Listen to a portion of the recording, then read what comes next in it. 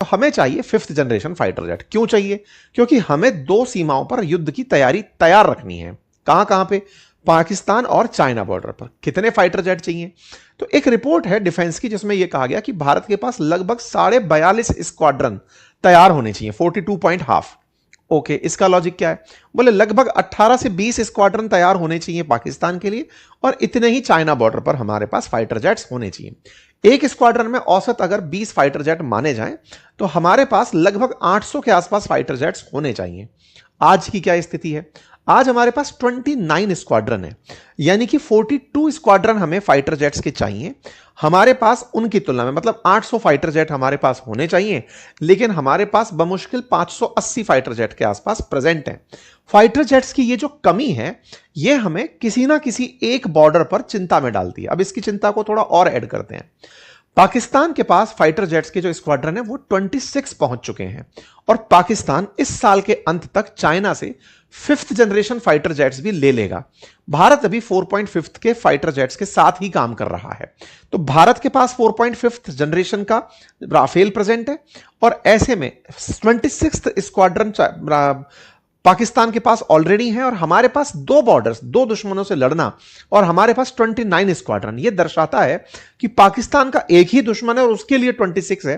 तो भारत के पास उसके मुकाबले के लिए भी इतनी ही फाइटर जेट्स की स्क्वाड्रन होनी चाहिए, और उन्नत किस्म में वो हमसे भी आगे ईयर एंड तक निकल जाएगा। ऐसे में बड़ा सवाल यह है कि भारत को बहुत तेजी से अपने फाइटर जेट्स की संख्या को बढ़ाना होगा, क्योंकि इन दिनों वॉर टाइम में फाइटर जेट्स का महत्व है। आपने भी ऑपरेशन सिंदूर के समय फाइटर जेट्स का ही खेल देखा था, जो दुश्मन को नुकसान पहुंचाने के काम आ रहे थे। अच्छा, अब एक पॉइंट और निकलता है। भारत को फाइटर जेट्स की जरूरत है, तो भारत कुछ कर क्यों नहीं रहा है?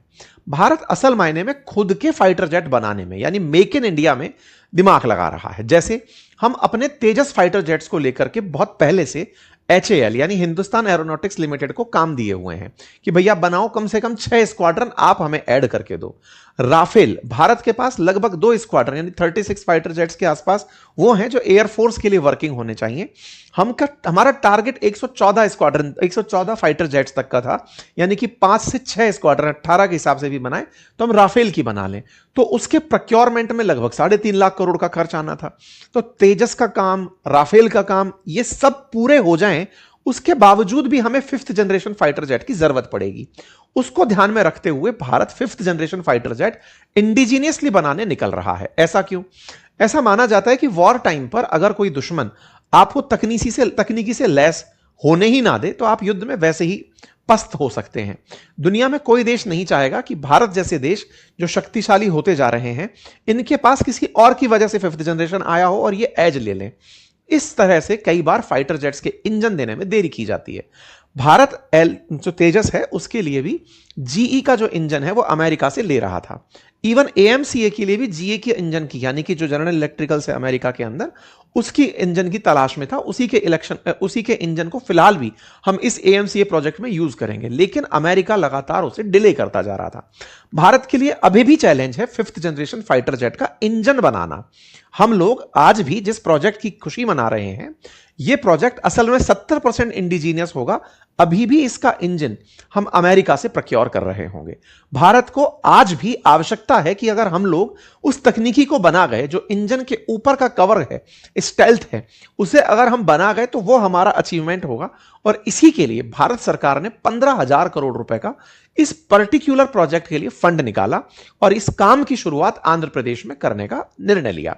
तो AMCA क्या है? तो advance medium combat aircraft, Bharat का वो प्रक्रिया जिसमें हम रडार की पकड़ में ना आने वाले 5th जनरेशन फाइटर जेट्स बनाएंगे। क्या यह अचानक आया थॉट है? नहीं साहब, थॉट 2010 में आया, 2023 तक इसकी चर्चाएं, डिजाइन चली, 2024-25 में सरकार को फिर आया कि यार चलो इसके लिए बजट निकालते हैं। तो 24 में कैबिनेट कमेटी ऑन सिक्योरिटी ने इसके लिए बजट निकाला। मतलब 2010 से 14 तक केवल प्लानिंग चली।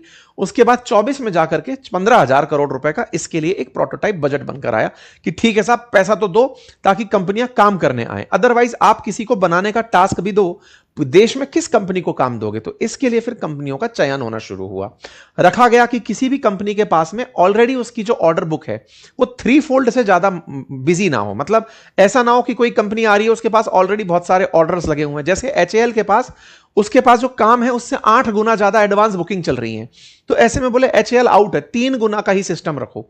तो 3 गुना के सिस्टम में 3 कंपनियां निकल कर आई, L&T, टाटा और तीसरी फोर्ज। इन तीनों को टास्क दिया गया बेल और BAML के साथ मिलाकर कि आप आओ और चलो आपको परमिशन देते हैं। तो कैबिनेट कमेटी ने 5th जनरेशन के लिए हमारा ये काम सुनिश्चित करने के लिए काम दे दिया है। ठीक है, तो भारत में AMCA बनेगा। इसको कौन सुपरवाइज करेगा? तो DRDO की जो एरोनॉटिकल डेवलपमेंट एजेंसी है वो इस पूरे कार्यक्रम को अपने द्वारा सुपरवाइज करेगी।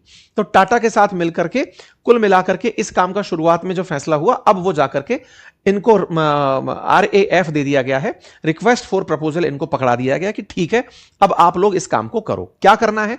2 तरह के फाइटर जेट्स बनाने हैं, एक है AMCA Mark 2 और एक है AMCA Mark 1। Mark 1 के अंदर GE का इंजन लगेगा जो HAL के सहयोग से बन रहा है, और जो Mark 2 बन रहा है उसके लिए हम फ्रांस की सेफ्रॉन कंपनी है उसके साथ बातचीत में है कि उस फाइटर जेट का जो इंजन है वो फ्रांस की कंपनी के थ्रू हम तक पहुंचे। दोनों फाइटर जेट्स की खासियत वही कि एडवांस तकनीकी के हैं। AMCA जो Mark 2 है उसको 90% इंडिजीनियस रखने का प्लान है, उसको 6th जनरेशन तक ले जाने की योजना है, उसकी स्टेल्थ कैपेसिटी बहुत अल्टीमेट होगी ये मान करके उसका विकास करने की योजना चल रही है। जहां तक स्टेल्थ AMCA Mark 1 की बात है, ये 2029-30 के आसपास फर्स्ट फ्लाइट देखेगा। तो Mark 2 जो है वो 2032-33 के आसपास अपनी पहली फ्लाइट उड़ते हुए देखेगा।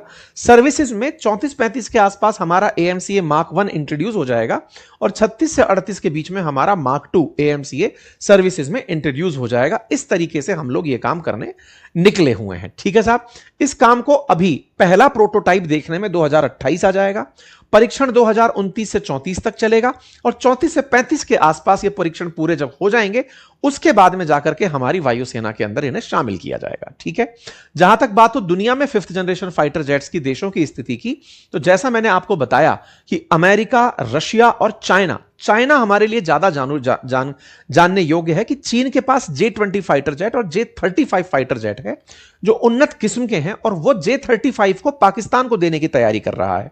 इस साल के अंत तक एक्सपेक्टेड है कि वो मिल जाएगा। ऐसे ही रशिया के पास सुखोई 57 फाइटर जेट है, अमेरिका के पास उसका अपना रैप्टर जो F-22 है और F-35 ये 5th जनरेशन फाइटर जेट हैं। भारत 2035 में जाकर 5th जनरेशन अपना बनाएगा। इसका मतलब यह हुआ कि हमें इस 10 साल के लिए भी 5th जनरेशन फाइटर जेट खरीदना पड़ेगा, उसकी भी तैयारी हमें करनी होगी। भारत ने 15,000 करोड़ का ये जो प्रोजेक्ट है इसका ले स्टोन अभी आंध्र प्रदेश के अंदर रखा। ये वो ट्वीट है और ये वो तस्वीरें हैं जो उस फाउंडेशन स्टोन की जिस समय भारत के रक्षा मंत्री और आंध्र प्रदेश के मुख्यमंत्री ने इस प्रोजेक्ट की नींव रखी थी। ठीक है, अब सवाल है कि भारत के लिए इतना जरूरी क्यों है? जरूरी, जैसा मैंने आपको बताया कि हमारे दुश्मनों के पास फाइटर जेट है तो हमारे पास भी होनी चाहिए। हमारी स्क्वाड्रन की आवश्यकता ज्यादा है, हमारे पास अभी स्क्वाड्रन कम है। कम क्यों है? इसके पीछे का कारण है कि हमारे जो MiG-21 है वो रिटायर हो गए। तो ऐसे में MiG-21 का रिटायर होना और तेजस की डिलीवरी में देरी होना, इससे हमारे